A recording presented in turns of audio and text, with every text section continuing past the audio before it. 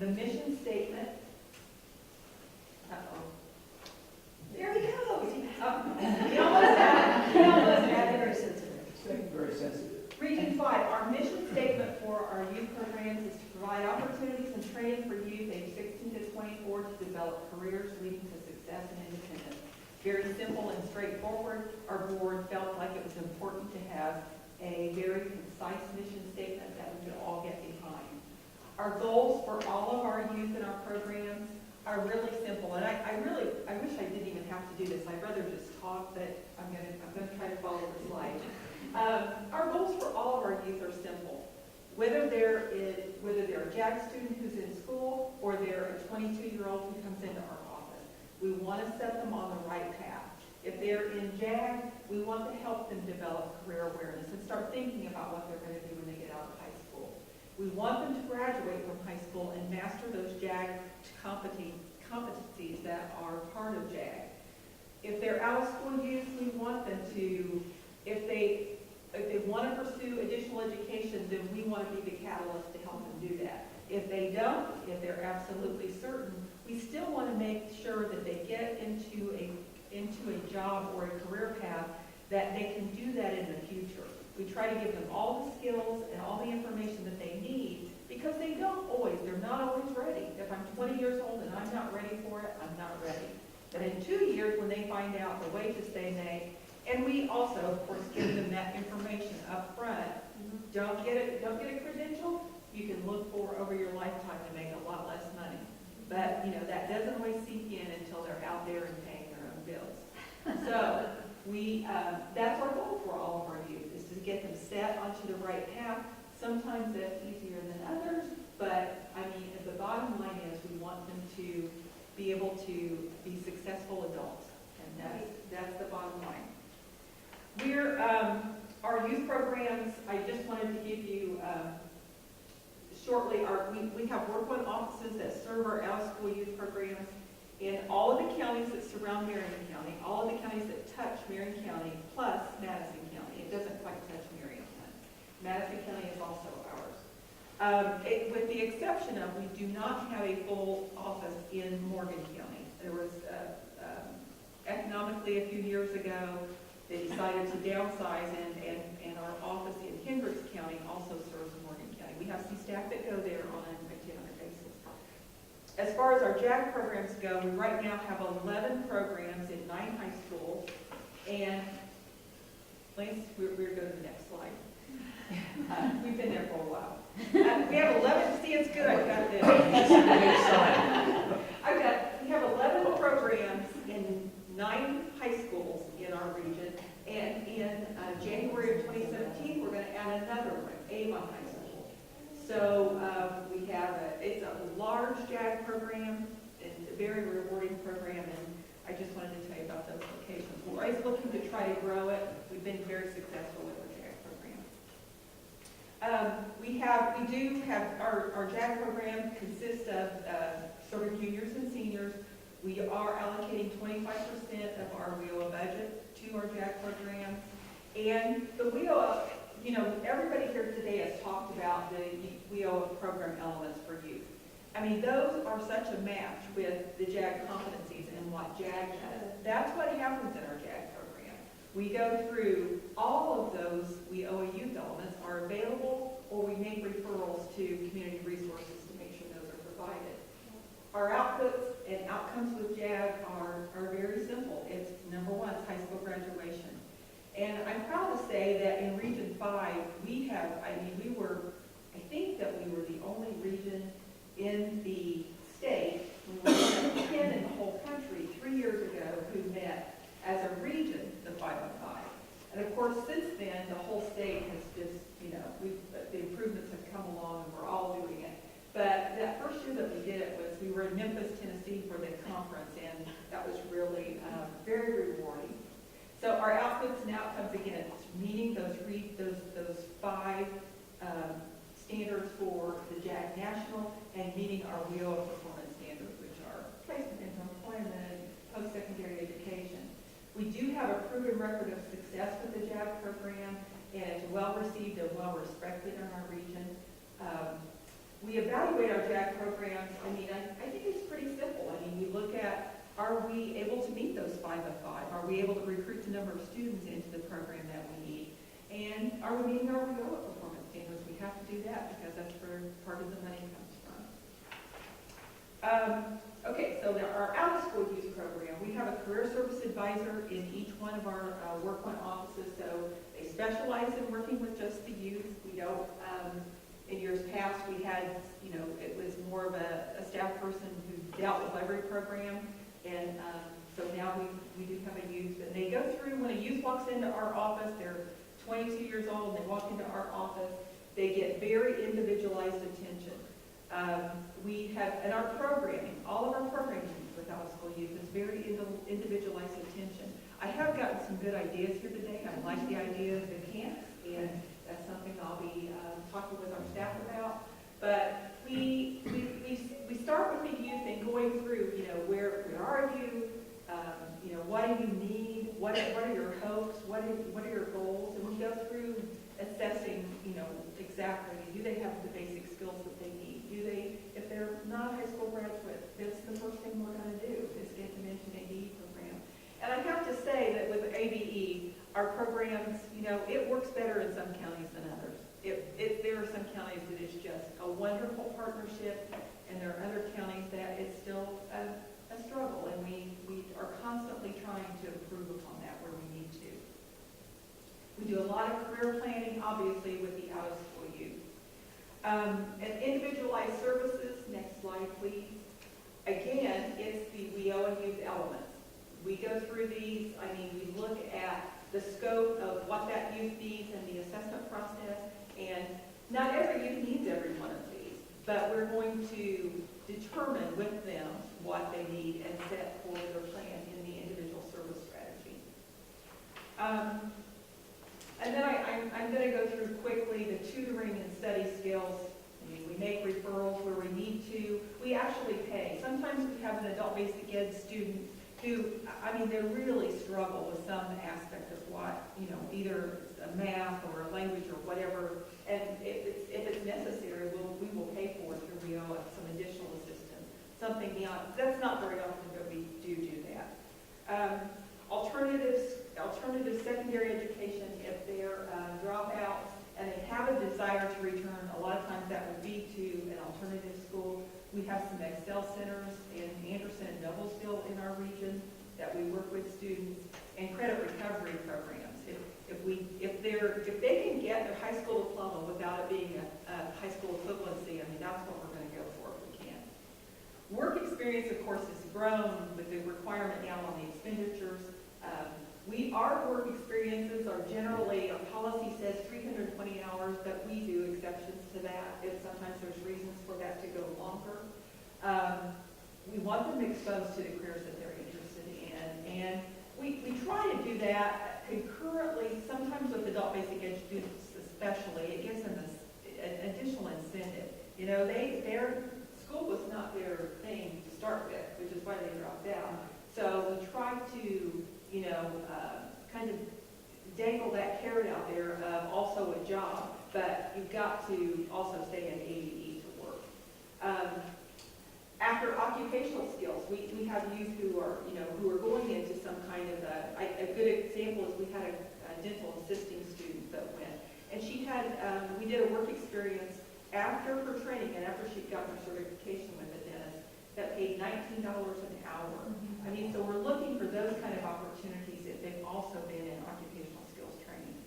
Some of the short-term training I just mentioned as examples are the ones listed in a lot of other staff here who talked about these today.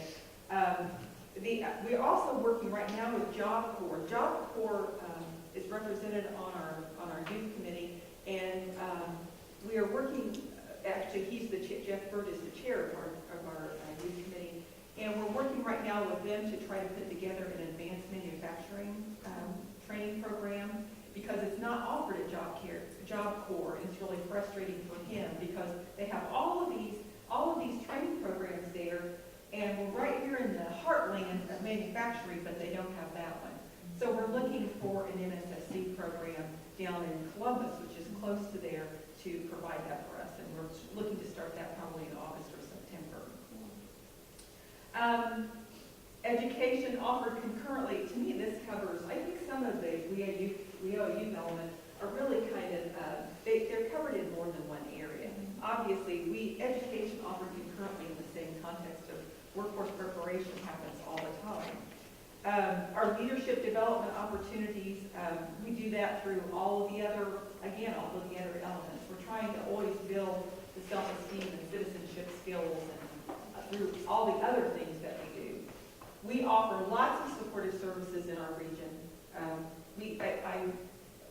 I've been in employment and training for a lot of years, and transportation has been a problem from the day that I started a zillion years ago. I came to workforce development right out of college. You can see how long that's been, and it's still a problem. I mean, you've got to get from point A to point B. Now, things being online has changed that to some degree, but you actually have to get to a job. If you can't get to training, then you have to figure out how you're going to get into a job. It's an ongoing, one of the things that we do to try to assist with that are gas cars. We only have one county that has a public transportation system, that's Anderson. Of course, we provide bus cards there. Under supportive services, if they're parenting, we do child care assistance, we do assistance with books and tools and supplies for training. Incentives, we're big on incentives in Region 5. My guess would be we're as big as anybody on incentives in Region 5, and that's because it works. Money works. We set up, I talked to our new staff and our ongoing staff, I do want to offer, we do have an incentive if they get a high school equivalency or they get their high school diploma, but we talk about don't let that be their only incentive. You've got to build in short-term incentives too. Set goals with them. When you're doing an individual service strategy, say, look, I know you're not only at a 6th grade math level, and it's going to take a while to get to where you need to be, but if you raise that math level 1 grade level, there's a $25 incentive. If you raise, so we build those into everything that we do. We do maintain, if they maintain contact with us, we're evaluated during that follow-up period. That's where the performance comes into play, both with JAG and with the out-of-school youth program. So, even the best of your students or your young adults, when they leave, you know what, they've got a job, they kind of forget about you. But if you say, you maintain contact with us, and you answer our calls and our texts when we try to talk to you every month, at the end of that year, you're going to get a $100 check. Well, you can't believe how that works. You can't believe. We do not have a problem with the follow-up now. We incentivize the savings accounts and the banking. The entrepreneurship is, I'm starting to run now, skip ahead. I've worked with Doug Bainey with the Small Business Development Corporation. He's prepared, kind of adjusted a presentation that's kind of going to be train the trainer that we're working with our staff in providing that. And my feeling about the entrepreneurship is it's one avenue that some students never think of. I think of my own self, and if you come from a family that never owned their own business, and nobody does that. You don't think of that as a possibility. So I just think the exposure to that, I really think that there's a limited number of students that's going to take with, but we want to at least make them aware of it and know about that as an option. The out-of-school youth program, the length of the program, it's individualized. I mean, some people who come to us as out-of-school youth are with us for 3 months. Sometimes they're with us for 15 months. It depends on what they're doing. 75% of our WEO funds will be spent on out-of-school youth. Our outputs are our WEO youth standards. If you meet those, then you've got your youth on the right track. They're ready for their life after they leave you. The strengths of our program are, I think, out-of-school youth is we are individualized. We're not a one-size-fits-all kind of program, and we have staff who specialize in their services. Issues, again, I think with out-of-school youth, it revolves around transportation and getting them to where we need them. And sometimes it would be nice to, and I have to talk to some other people about doing the camps, it would be nice to have a critical mass sometimes to be able to do. There's a good synergy if you can get enough youth together.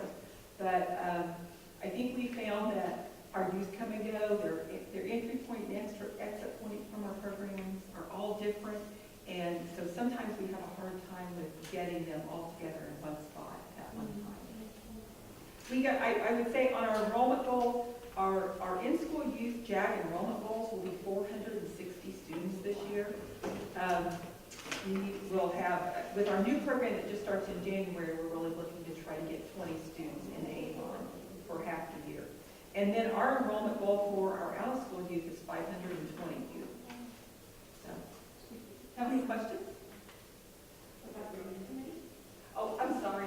See, I was reading so fast. We do have a youth committee. There it is. We do have a youth committee. I mentioned that our chair is the community liaison from Job Corps. They monitor our programs. We meet bi-monthly, and we give them kind of the statistics part of our program. You know, how many have we enrolled? Where are we on performance? You know, what are our activities? I started having the service provider staff come to those meetings so that they can share some of the personal side of what happens with youth, because I think that's important for them to know. We provide the input, we provide the information on input and output. They help us with determining things like, you know, best ways to recruit and, you know, how to make contact with the youth and how to engage them. One of the things that they've done is participate in our regional career development conference for JAG, which has been hugely successful, and they love participating in that. So our youth committee has, we did have a youth committee under WIA, and some of that is somewhat new. Some of the staff, some of the members dropped off after WIA, and we've gotten new members under WIA. Just two quick things. Excuse me, this is Gretchen Goodman. Good morning. I have a question, a couple questions. How many, and you may have, this may be in the presentation, and I apologize to the committee members if it is, but how many students do you have? Program? For the JAG program, with 460. And is that pretty? Pardon? Is that a pretty constant number, or does that number vary? Yes, no, that's pretty constant. We actually had, this past year, we had 435, and our goal was 440. This year, with us adding another JAG program in Avon, and it won't start until January, and we're only expecting to be able to get to 20 for that enrollment. So our goal this year, every JAG program's goal is supposed to be 40 students. So we have 11 programs, so that's 440, and then we'll add the 20, which would be 460. And then for out-of-school youth, our young adults, our goal this year will be 520. And I think you also indicated that you track the students after they've completed the program. Oh, yes, yes. It's for a period of a year after they leave our program. That's really when the performance kicks in and you find out, you know, whether or not you're meeting the WIO performance measures. So we fully track them for a year. And what is your success rate? Let's see. I guess what's the definition of success, and then what is your rate?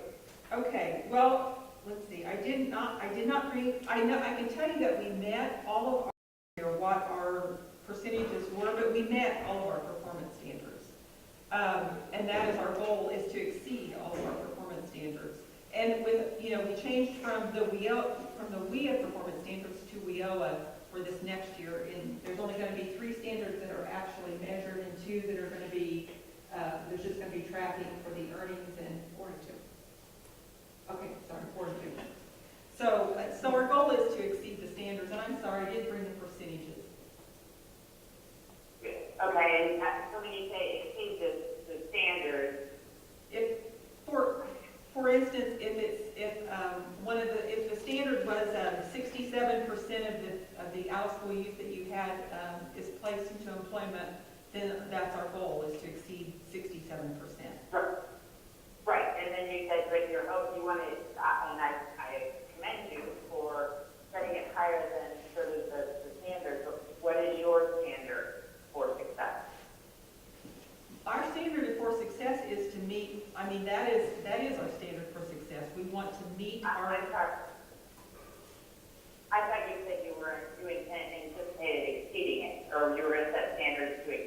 That's not, I'm sorry, I may have misunderstood. Okay, when I say exceed it, if our goal is 67%, we would like to be at 68%.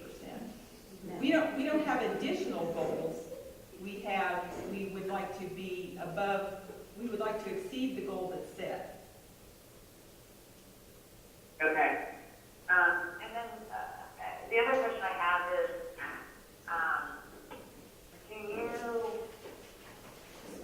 you kind of alluded to this, that you had, from previous presentation, you liked what somebody said, and you were going to take that back and adopt it or modify it into your own program. I did. My question is, I'm sorry, pardon me? Go ahead. So my question is, how often do you all meet? Is there sort of a, I don't know, a chat room or, you know, a dissemination or a, hey guys, I did this and had great success, sort of a best practices opportunity to exchange? Well, There's, at the state level, Leslie gathers the state youth directors once a quarter. And so we have a chance to exchange some ideas. I mean, sometimes the agenda's pretty full. But, and as far as myself and my staff, I meet with my staff about monthly, at least monthly. And the youth committee in my region meets every other month. Okay, great. Thank you very much. Any other questions for Becky? Well, again, thank you all very much. We will make sure, Gretchen,